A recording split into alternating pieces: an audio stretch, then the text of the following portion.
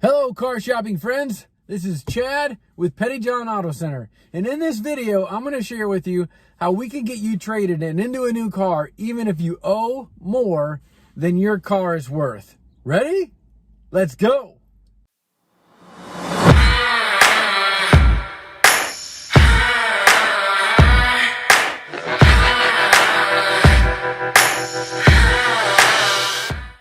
Welcome back. All right, so let's get started.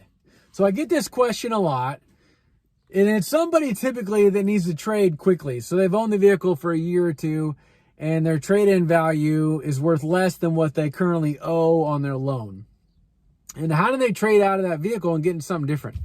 The best way is to look at a new car with good rebates. I know it's counterintuitive to go new because you would think used, because a lot of these people want to either get a lower payment or they just don't like their car. They're in and they want to trade and get out of it. Okay?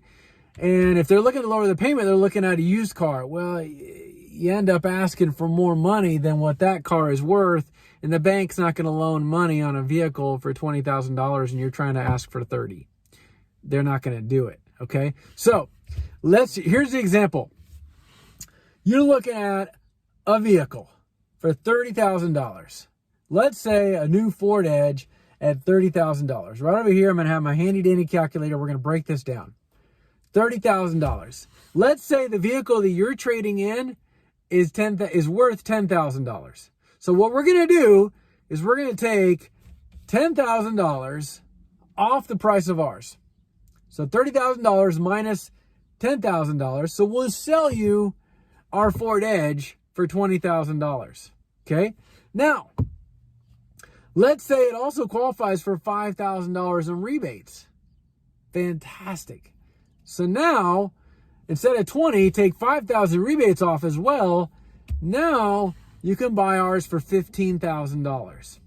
But let's say you owe $15,000. All right? So now you can buy ours for $15,000 because we've given you $10,000 for trade and we've given you $5,000 for rebates. So we've given you $10,000 for your car. You still owe $15,000, so we need to put that in the financing.